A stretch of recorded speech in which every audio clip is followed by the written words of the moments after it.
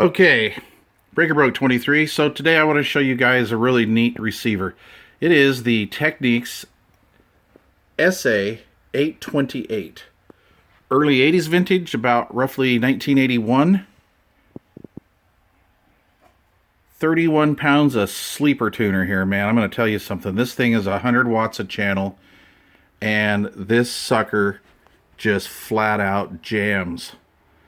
It has a really good sound to it and just buttloads of power. I think that's a fairly conservative rated 100 watts a channel as well. All right, let's go over here and start in the controls. We have the power on off switch. We have the pilot light here that says that it's running. We have speaker controls, speakers on and off, or main and remote speakers, or speakers A/B.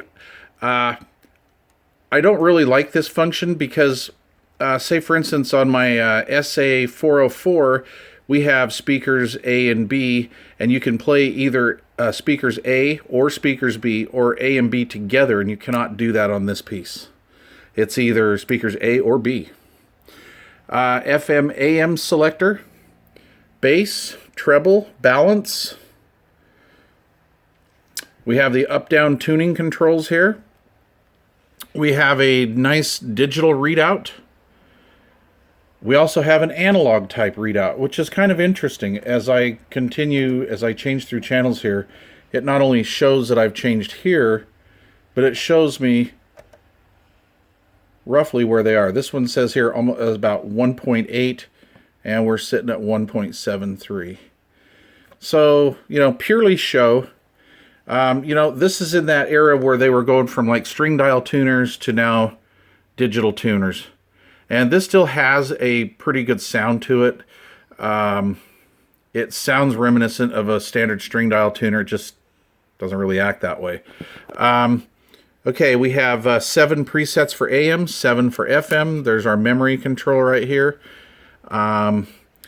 We have auto scan for the FM.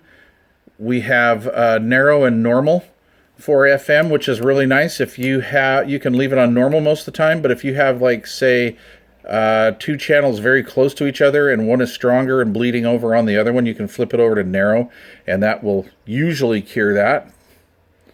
And then our FM muting mode selector here. We have stereo mono modes, subsonic filter, high filter, and then straight DC, or the tone controls, which is kind of cool. Basically, you have your bass and treble controls set here, but if you want to bypass all that, just push that button, or actually let that button out, and it will go straight through the preamp without any bass or treble being added to it. Up above here, we have this beautiful power level meter here, and then we can adjust the display range. We have dimension control, and this is kind of an interesting piece. They were playing around with a little bit of, I'm just going to say echo.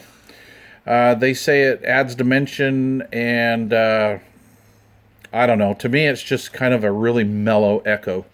And it is kind of fun to fart around with, but mostly it's just off.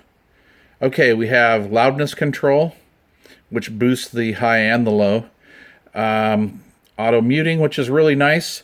And it's nice because this does not have a rotary dial control for the volume, as you can see. So volume up and down, you have to push these buttons, and sometimes you have to wait for it to go up or down. So if, say you're standing around this thing and the phone's ringing or something and you need to get the phone, just hit the mute real quick, and you don't have to putz around with the up-down.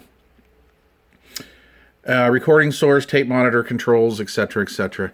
Over here we have the input selector, auxiliary tuner, and phono, and we can select between moving magnet and moving coil.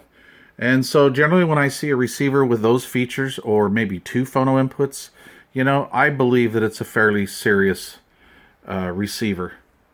I don't use the phono, actually. I use my little art pre back here, and I have that into auxiliary.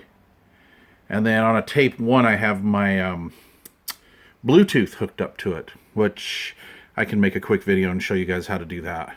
So anyway, It's a real beauty. If you guys can find one of these, or say the little brother, the SA628, they're good units. They have a really good sound to them, and the power amplifiers in these things are just brutal. Pretty decent stuff. They sound really good. I play this unit on Klipsch KG 4.2s, Klipsch Fortes. You can even make a pair of crappy Heresies sound good with this. You know, just give it a little bit more bass, because those Heresies got no low end, and this sucker will do it. So anyway, there you go. I paid $50 for this, and it would not turn off. She said there was a problem with the power switch. I plug it in, and it just stays on. So what I did is I took the lid off here, the top lid and the bottom plate, and started peeling the face back and got to this power switch, which actually you can just get to it up here from the top, but I was going to service the rest of these controls anyway. Anyway, so I tore her down, and I got some deaux in there, worked some deaux in there, plugged it in, and voila, power switch works as it is supposed to. These controls were very dry, very noisy, very noisy.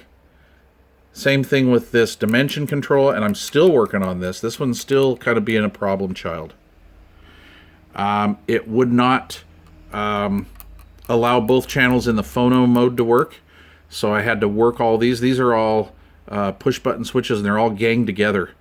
So there's a lot of, this is kind of a bad design in my opinion. There's a lot of room for issues to pop up in there. It's all mechanical. I would rather have seen a volume rotary control, a rotary volume control, instead of these up-down momentary push buttons.